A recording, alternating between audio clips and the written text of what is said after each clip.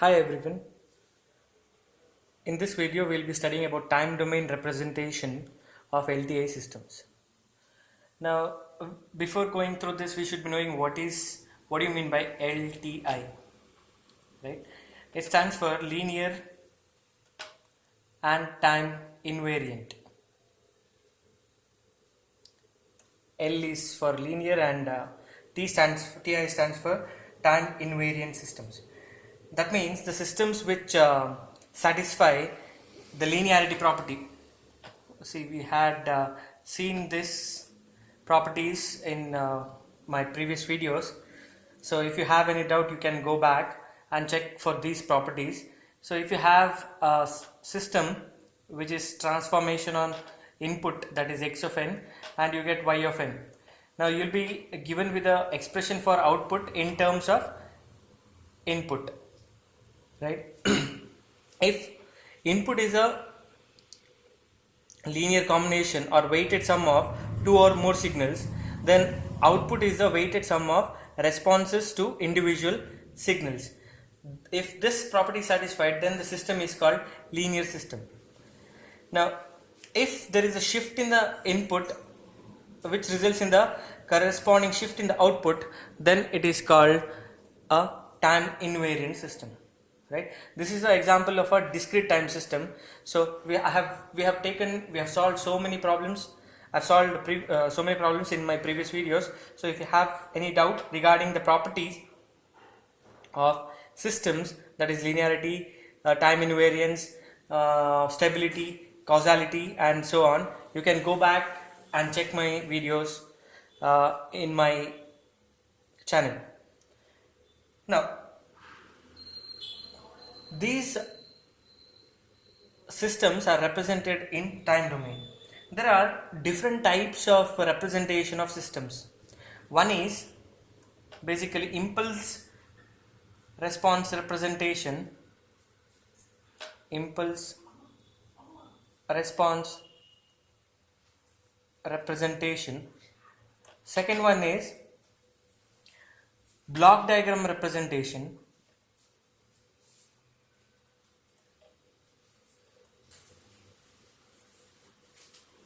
Third one is the differential and difference equation. Differential and difference equation representation, right?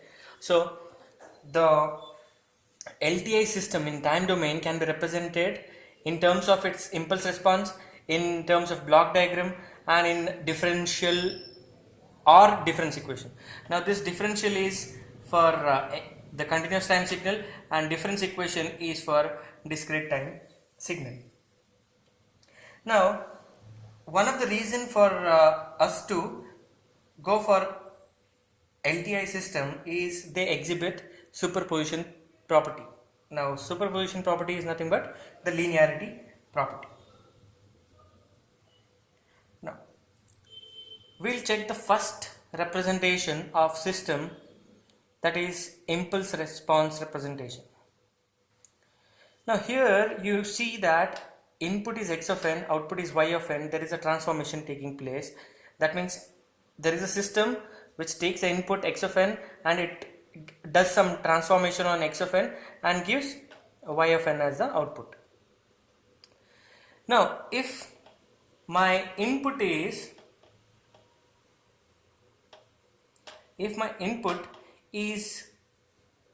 delta of n, that is impulse, right?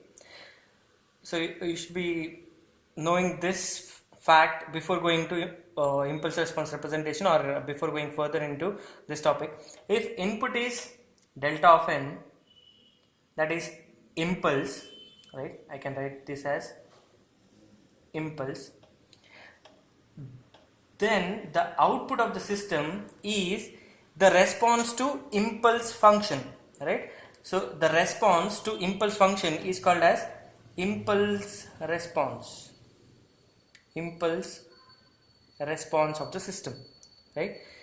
So if input is impulse, the response of the system is impulse response of the system, and it is unique for a particular system. That means it is single valued for a particular system, and it is represented as h of n. So impulse response of the system is the output of the system when the input is impulse.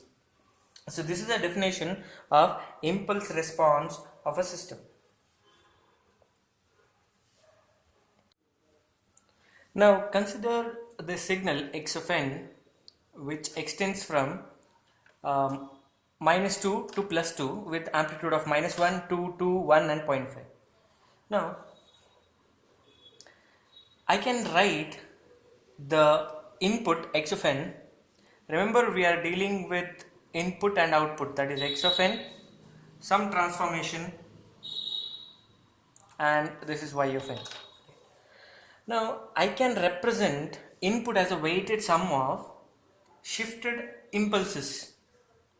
That means I can split this signal as a signal at -2 with amplitude of -1, and addition of, next is signal at 1 with an amplitude of 2, plus signal at 0, sorry, this is -1, 0 with an amplitude of 2, plus signal at 1 with an amplitude of 1, plus signal at 2 with an amplitude of 0.5, right? So what I just did is I split this entire spectrum, or a signal, discrete signal, into its samples. That is -1, at -2 I have -1 amplitude, at -1 I have 2, at 0 2, and at 1 1, and 2 0.5. Now which is the sample at delta of at -2 which is having amplitude of 1? That is nothing but delta. Okay, for this I'll take, for at 0 you have amplitude of 2. Now if I multiply this with delta of n, what is delta of n? Delta of n is an impulse which is present only at 0, right, with an amplitude of 1. Now if I multiply this sample with delta of n, delta of n is having an amplitude of 1 at 0, n is equal to 0. This is delta of n. So if I multiply by delta of n to any function, its amplitude will not change, right? So here I can write delta of n. Now what is this delta of? It is this sample is present at 1, so it is shift right by 1. This is present at 2, so this is shift left by 2, shift right by 2. This is, the sample is present at -1, so shift left, it is delta of n plus 1. This is delta of n plus 2. Alright, so my total waveform is the addition of these waveforms, right? So I can write x of n as, what is this, x at -2, right? X at n is equal to -2, x of -2 into delta of n plus 2, right, plus x of -1. Why? Because it is x at -1, amplitude is 2, into delta of n plus 1, plus this is x of 0 into delta of n. This is plus x of 1 into delta of n minus 1, plus x of 2 into delta of n minus 2, right? So what I just did is I converted my input into weighted sum of, weighted sum means what? I am multiplying by some weight, x of -2, amplitude is -1, x of -1, amplitude is 2. So weighted sum of shifted version of impulses. These are impulse functions, right? So if you multiply a sample with impulse function, the sample value will not change. Okay, so this can be written as summation of some variable k is equal to -2 to 2 x of k delta of n minus k. Now whether I can write it this way, we'll check. First put k value is equal to minus 2. What do I get? X of minus 2 delta of n plus 2, right? Then after minus 2 it is minus 1, then 0, then 1, then 2, right? For minus 1 it is x of minus 1 into delta of n plus 1. For 0 it is x of 0 into delta of n, because k is 0. For 1 it is x of 1 into delta of n minus 1. For 2 the same. So in general I can write x of n as summation k is equal to minus infinity to infinity x of k into delta of n minus k. So this is the representation of input, my input, as weighted sum of impulses, time shifted impulses, right? This is time shift, right? There is a time shift. Weighted sum because you are multiplying by some factor here. Weighted sum of time shifted impulses. So this is in general. This is specific for this problem because it is extending from minus 2 to plus 2. But our signal may be infinite signal. It may be extending from minus infinity to plus infinity. So this is a general form. Now this x of n undergoes a transformation, right? So x of n is the input, y of n is the output, t is the transformation. Now we know that y of n is equal to transformation on x of n. As you can see here, it is transformation on x of n. So what is x of n? Transformation on k is equal to minus infinity to infinity x of k delta of n minus k, right? Now this can be written as summation k is equal to minus infinity to infinity x of k into transformation of delta of n minus k, right? Now transformation on delta of n minus k is nothing but when it is an operation performed on input when it is delta of n minus k, when the input is delta of n minus k.